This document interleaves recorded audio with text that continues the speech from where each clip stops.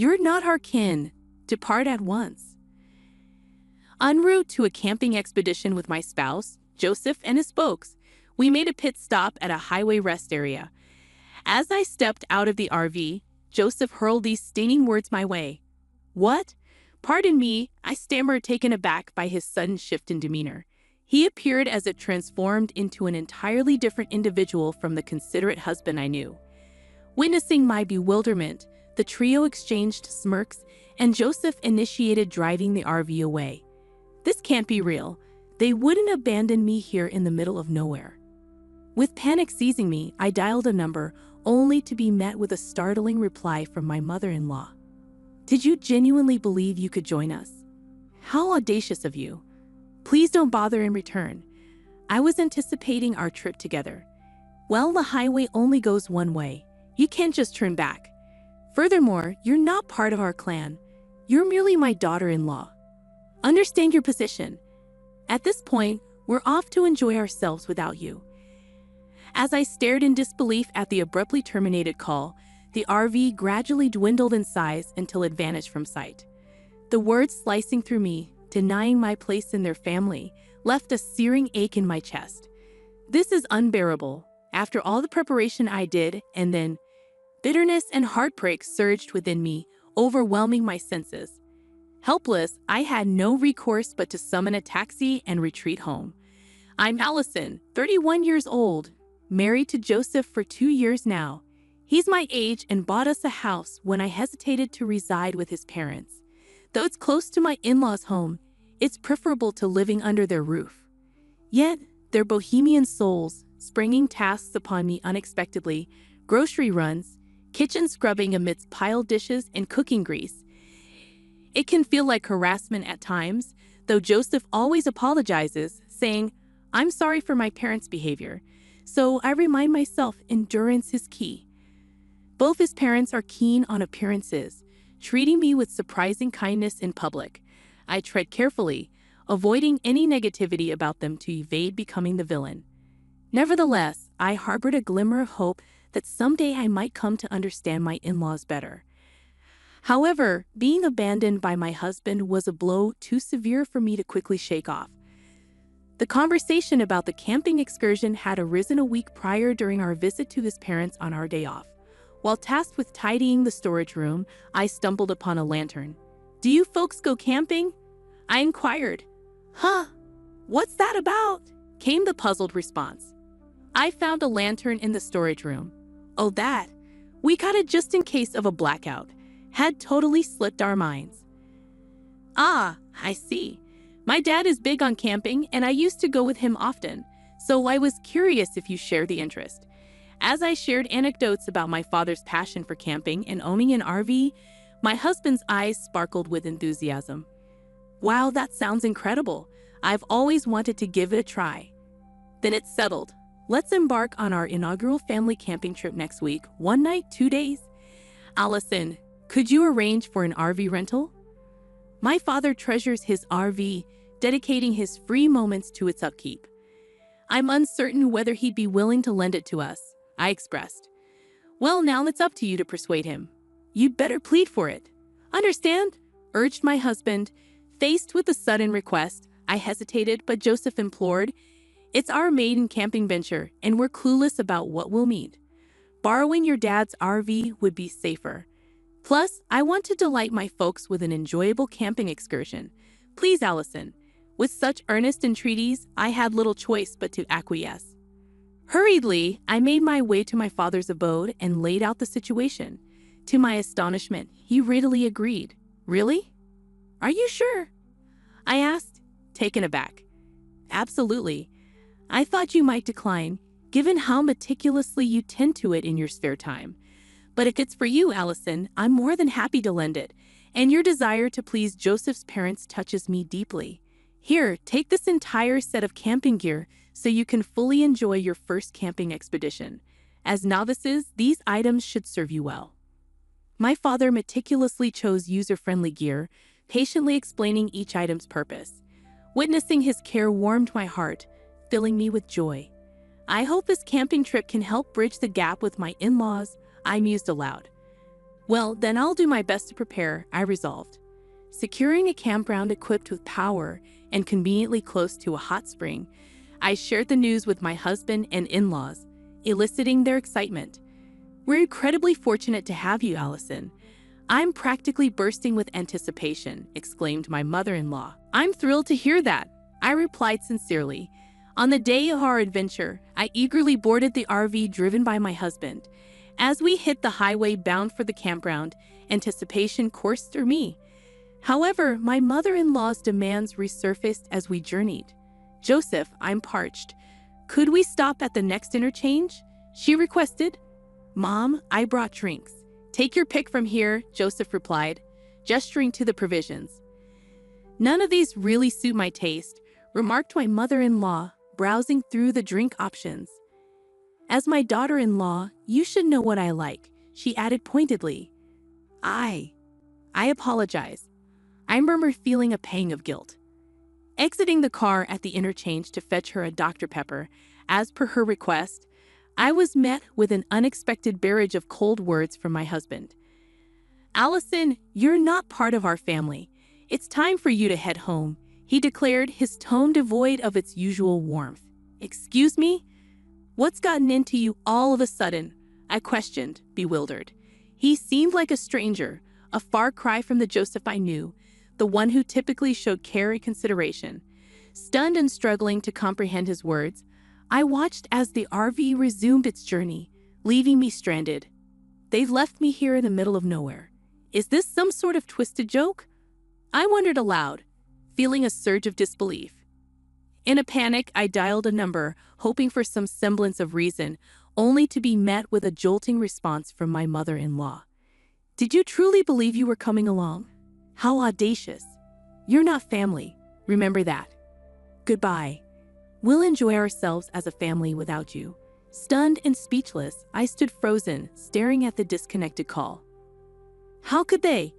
After all the preparation, they excluded me. What was Joseph thinking? Waves of bitterness and sorrow crashed over me, overwhelming my senses. Unable to cope with the torrent of emotions, I called for a taxi and retreated home. The following day, my husband and in-laws returned from their camping trip, animatedly recounting their adventures. Not once did they offer an apology for leaving me behind. As I began to question them about the events of the previous day, I was met with a startling response. "We did it to teach you a lesson as my wife." "That's right, Allison. You just don't understand. Your role is that of our daughter-in-law. But resorting to leaving you stranded on the highway was necessary because you wouldn't comprehend otherwise. We need to discipline this incompetent wife properly before we can live together." The mention of living together from my mother-in-law caught me off guard. Fearing discussions were occurring behind my back, I interjected, "What do you mean by living together?" "I haven't been informed of anything like this. My parents' place is showing its age and reaching its limits. I've purchased a new home where we can welcome both Dad and Mom to live with us starting next year. With us all living together, I'll need to enforce stricter rules." "Be prepared," my husband declared. The news left me dumbfounded. Had he truly made such a significant decision without consulting me? It was unfathomable. My anger trembled within me, yet it seemed insignificant to the trio before me. To make matters worse, after borrowing the RV, they didn't bother to refill the gas or express gratitude to my father, I lamented. "Allison, why are you just standing there? Quickly return the RV to your father after cleaning the interior. Wash the car, then return it to him. We can't afford to appear thoughtless," my husband instructed. Glancing at the cluttered interior of the car, disappointment washed over me. Their disregard for both my feelings and my father's generosity was utterly unacceptable, unforgivable.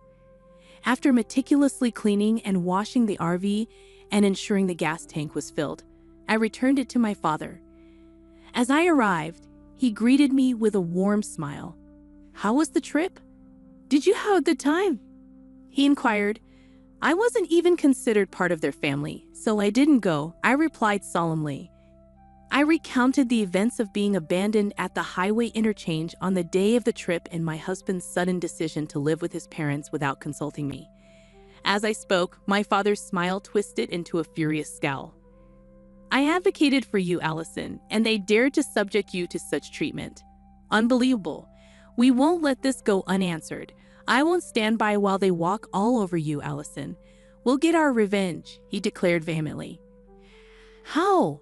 I asked, intrigued. I have a secret plan, and I've found the perfect camping spot. Listen closely, my incredible daughter. It's bound to work, he replied, a mischievous glint in his eye. This is the perfect opportunity to reel them in, I thought to myself, maintaining a composed demeanor as I addressed the three of them in a gentle tone. I've stumbled upon a spot even more remarkable than yesterday's. The autumn foliage is breathtaking right now. Instead of sticking to the confines of an RV, why not embark on a full-fledged camping trip? Picture pitching a tent, indulging in a barbecue amidst stunning scenery, and by nightfall, you'll be treated to a sky adorned with countless stars. Intrigued, my husband inquired, really? Where is this place? It's a hidden gem that I want to keep to ourselves. Can I join you to fulfill my role as your wife? I asked. That sounds great. It'll be a blast. Since it's in a secluded area, I'll take the wheel, my husband replied. I'll behave as your wife and as my in-law's daughter-in-law.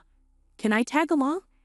As expected, my husband and his parents were thrilled and readily agreed for me to join them. We decided to embark on another camping trip the following weekend.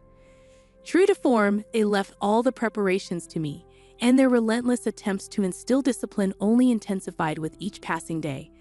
Holding on to my secret plan, I meticulously arranged my revenge, and the day of our excursion arrived. I borrowed an RV from my father, drove to a remote campsite, and watched as my husband and in-laws brimmed with excitement. Wow, it's like our own private paradise, they exclaimed eagerly, taking in the new surroundings. Let's go for a walk and soak in the scenery, Allison. You set up the tent, my husband instructed. Understood. Enjoy your stroll, I replied calmly. With that, I bid farewell to the jubilant trio and began preparations for our camping adventure. About 30 minutes later, my husband called in a panic. Are you lost? I can't find your dad's RV. I'm heading home with it, he exclaimed. What do you mean? I questioned, bewildered. Don't worry. I left you with the essentials for a true camping experience. This was my father's idea.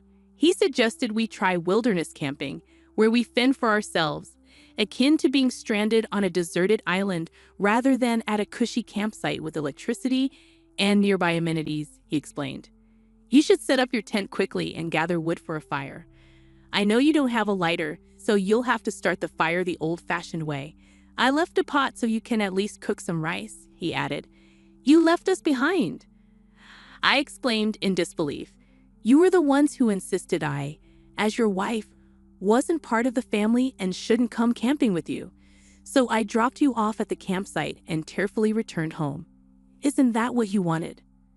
My husband fell silent, momentarily struck by the weight of my words. Fine, enjoy camping with just your family, I retorted, preparing to end the call. But before I could hang up, my husband erupted in rage. That's absurd.